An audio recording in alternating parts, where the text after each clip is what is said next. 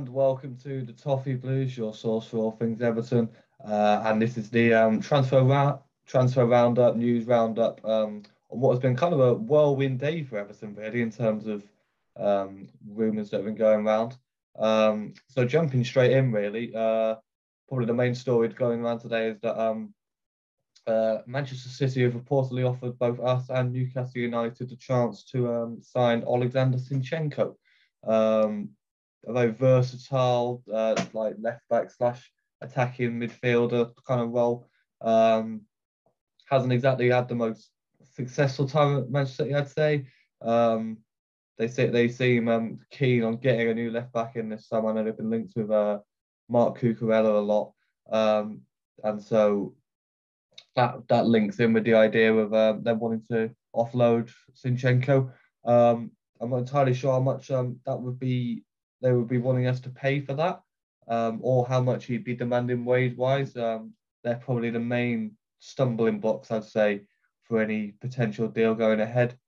I'm not entirely sure how much of well, it's a tricky one, really. I mean, the positives, you look at it, another Ukrainian in the same position as Mykolenko. They would definitely Mykolenko would definitely help him bed in if he was to join us, I'm sure. And like I mentioned before, the versatility of Zinchenko could definitely be an asset to us. But I'm just not entirely sure how much that sort of position should be prioritised. So I think centre back, more defensive minded midfield player, and probably a striker as well if Calvert-Lewin or Richarlison end up leaving. Should kind of be prioritised more than that. But that's just my opinion. And there is a poll on the Toffee Blues Twitter page that you can find, and you can give your own thoughts on whether you'd like us to sign Zinchenko, depending on obviously money and all that, like I mentioned before. But linking in with the idea of what I was just saying about how I think defenders should probably be prioritised more. Another two names being suggested today, both by the Athletic, are Brentford's Christopher Adger and Anderlecht's Sergio Gomez. And these are both very encouraging type of players to be linked with, I'd say. Apparently, we're very keen on Adger, but money might be a bit of a drawing. But, Premier League tax, players are always worth more if they're, playing in the Premier League and being transferred, especially to another Premier League side. And Sergio Gomez, I can't claim to know loads about, but looking him up, he would appear he's had a very successful season for Anderlecht in the Belgian league, and obviously only 21 years old, having been at Dortmund before, definitely has already got quite a bit of pedigree about him. But like I said at the start, I think the encouraging signs for me here are the youth. Like the youth aspect of these two players, Christopher Adge is 24, Sergio Gomez is only 21. Definitely seems that like the names were being suggested a bit more. There's less of the cooler Ballies or the players off the top of my head. Axel Witsel we used to be linked to all the time as well. Older players that supposedly in their prime but don't have much of that resale value. And I think the names we're being linked with here, Zinchenko as well, of course only 25, are the type of players that after a few years we could move on for hopefully similar to what we actually paid for them. So I think that's definitely encouraging to see. So we'll be looking in the next few days if there's any breakthrough in those names. Obviously, it's still very early days. Window's not even officially open yet. But moving on, probably the main talking point today that's got a lot of Everton Twitter up in arms. Something that's very close to me in particular with the quotes from Richarlison apparently from to a Brazilian outlet, Globo Esporto, saying basically giving his thoughts on, but in kind of an ambiguous way, into what's going to happen in the future. So he says that he's already made it clear to the board how he feels. He says he's talked to Frank Lampard and with his agents, and they all know what I want, and we're just going to wait for June. And then he goes on to say, I can't talk because when we talk about leaving the club, I'm kind of like this. Because of the history I have at Everton, the affection that the fans have for me, when we talk about leaving, I'm a little speechless. So it doesn't exactly confirm that he wants to go, but reading between the lines, I think the inference is kind of there. I don't think any Evertonian could blame him for wanting to move on. He probably deserves a lot better than what he's had, especially the last couple of years. That's, not exactly challenging for Europe at all or anything really. It's obviously, he's really stood up and to be counted the last few months and really played a huge part in us eventually successfully surviving, definitely. And so, he's clearly given his all, and like his affection for the club over the last few years, no one can question. And so if he decides to move on, I'll be absolutely gutted.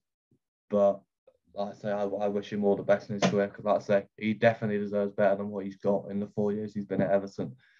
So that's it's a shame, but like I say, that's just where it is. And obviously it's not even confirmed. It might very well be that he wants to stay, or I don't know, he needs to wait and see what sort of signings we make first, and he might give it another year or something like that. Who knows? But I'm sure this story will have a lot of legs in it, and there'll be a lot of progression over the next coming weeks. Like he says, he's going to wait for June before anything becomes a bit more solidified. But moving on to a bit slightly more positive news, the speculation towards Chelsea youngsters Armando Broja and Conor Gallagher continued. Frank Lampard is apparently very keen on the pair of them, according to Peter O'Rourke, and he will be using any sort of contacts he has at Chelsea to try and get a deal over the line for both of them. Not entirely sure which ones would be loans or which ones would be permanent signings. I'm not sure if we have the money to, especially Conor Gallagher. You'd think his market value would be very high after such a successful season at Crystal Palace and breaking into the England side, of course. Of course, Chelsea are in a bit of a transition period at the moment with the takeover still pretty much not even over the line yet, really. So it might be a case of them needing to raise some funds over the summer. Obviously, they still might have some sanctions over them to do with all the Russian stuff. So it could be a case that we could get them for kind of cut price fees. But you'd think there'd be quite a lot of competition over them. And you think if someone like Crystal Palace decide they want to splash the money on trying to get Conor Gallagher in permanently, after, he seems to really be enjoying his loan spell there, might very well be that, we're not exactly the most attractive proposition at the moment, especially after the season we've just had. So don't want to get all gloomy about it, but it's hardly a given that if we come in, those players will drop everything and say, "Yep, we'll go there." So fingers crossed, because I think they both be very, very good signings. And of course, the contacts that Lampard has, he's a different proposition as a manager just because of his name. And of course, we're looking apparently I've been linked a lot with getting first team coach Anthony Barry for the coaching staff. And so I don't know, maybe that could help if he's got any sort of history with those two players. And speaking of first team coaches, like I say, we've been linked with Barry for absolutely ages trying to get him in, which would of course probably mean that someone has to go, and that does look like it's going to be Duncan Ferguson. Everyone's kind of noticed how much he seems to have kind of taken a bit of a backseat role since Lampard came in, and he's kind of faded into the background, while, with Benitez and Ancelotti and Marco Silva, he was like one of the main men in terms of the coaching staff. So it does kind of appear that he's moving on soon. And there's a lot of speculation linking into the Blackburn Rovers job, but there are kind of conflicting reports. Peter O'Rourke again, he says he seems to think that Ferguson is clear favourite for the Blackburn Rovers job, having had an interview, although Baz at Toffee TV has suggested that he hasn't even been interviewed. So it's kind of conflicting reports at the moment. I'm not entirely sure how much truth there is to this story, but I do think Ferguson might very well get a managerial job this summer. And again, similarly, really, I think it's definitely best for him to be moving on, trying to gain more managerial experience, and maybe, who knows, one day he can come back and be Everton manager if he proves himself elsewhere, because we obviously had 2 caretaker spells with us now, and he hasn't shown us loads, but he hasn't been a catastrophe either. So we wait to see about that. I'm sure it's but I'd like to think it's something he'd be very interested in one day doing. So if he can get experience elsewhere, whether that be at Blackburn or another club, that could be something to definitely keep an eye on. And finally, and again, in my opinion, another nugget of good news. Alan has said that he believes he will be staying at Everton for next season. I would have been very surprised to hear this 3 weeks ago because it seemed Alan has said that, and it kind of surprised me because he did seem to kind of have fallen out of favour with Lampard in the last few weeks at the end of the season. Although there were suggestions that it was down to fitness that he wasn't really playing much. But I think Alan's easily the best central midfielder we have by quite some distance, and I think he's kind of getting on a bit, and there's not much resale value in there, but I think, if we're not going to prioritise getting someone else in that position, I think it would be kind of key for us to hold on to someone like that. So fingers crossed there's a bit of truth in that, in my opinion. But yeah, that pretty much sums it up all up, guys. Stay tuned in the coming days as we'll bring you more news as it comes through. You can find your any Everton merch in the link in the description. Please leave a like and subscribe for more Suffolk Blues content, and we will see you in the next one. Cheers.